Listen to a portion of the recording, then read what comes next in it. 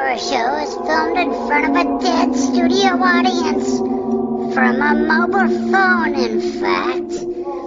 Creepy Joe's Horror Show strives to bring you classic horror reviews in the shittiest, laziest way possible. Don't expect to learn anything.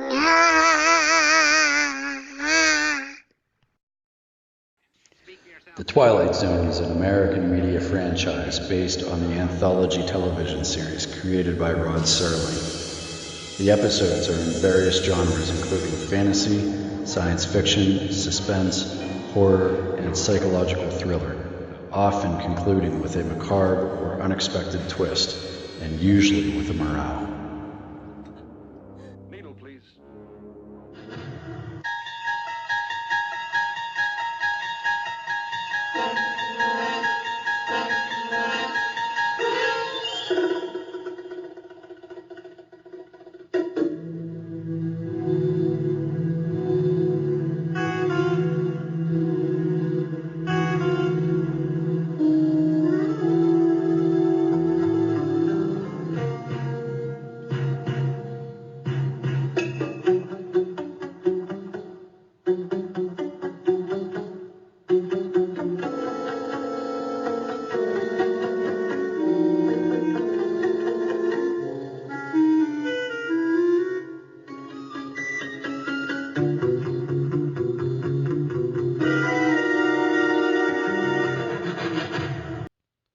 Hello and welcome to Creepy Joe's Horror Show.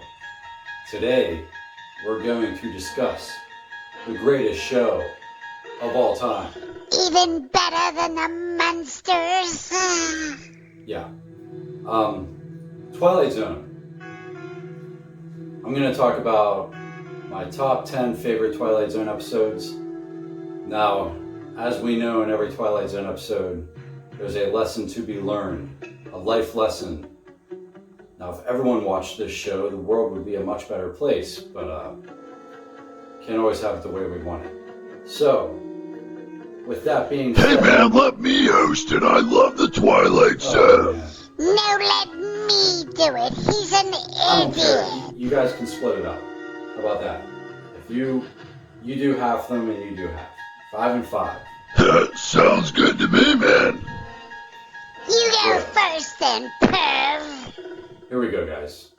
Okay, so we have Night Call.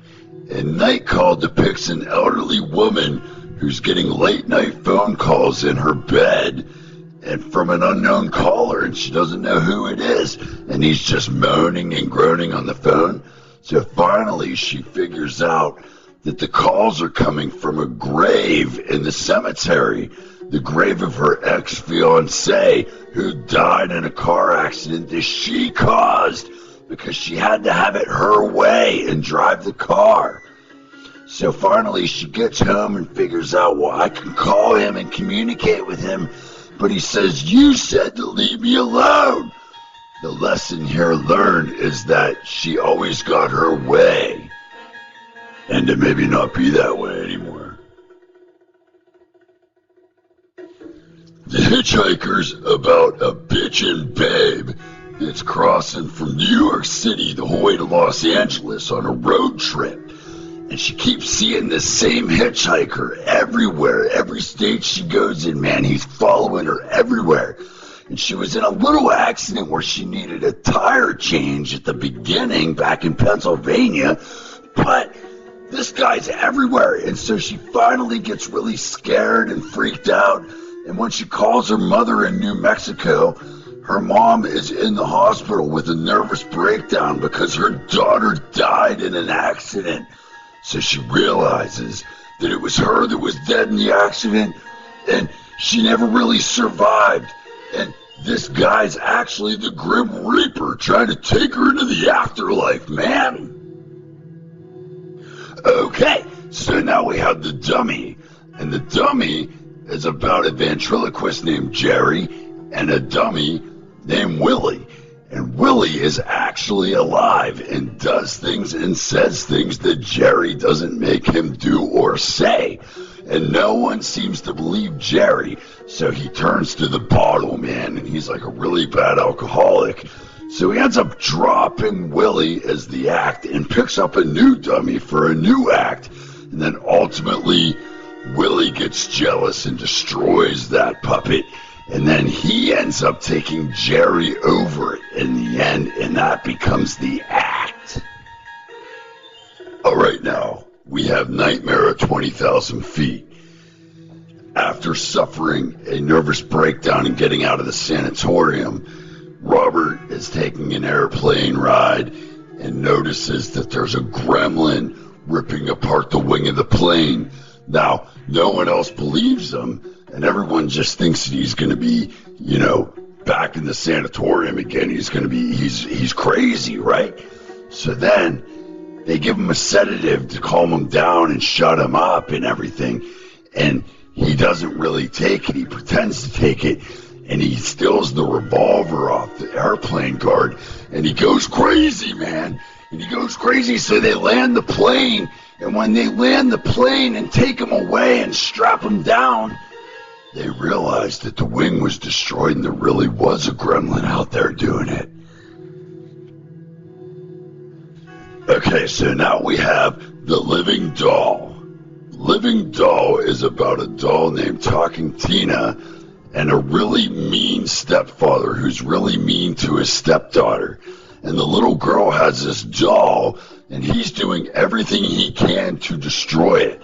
He tries to burn it, he tries to throw it away, he tries to cut it in pieces, and it keeps saying really creepy phrases to him, and basically teaching him the lesson to not be a douchebag.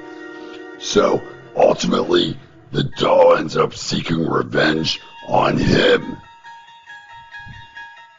Okay, it's my turn now, so go back to doing whatever it is you do, like beating off.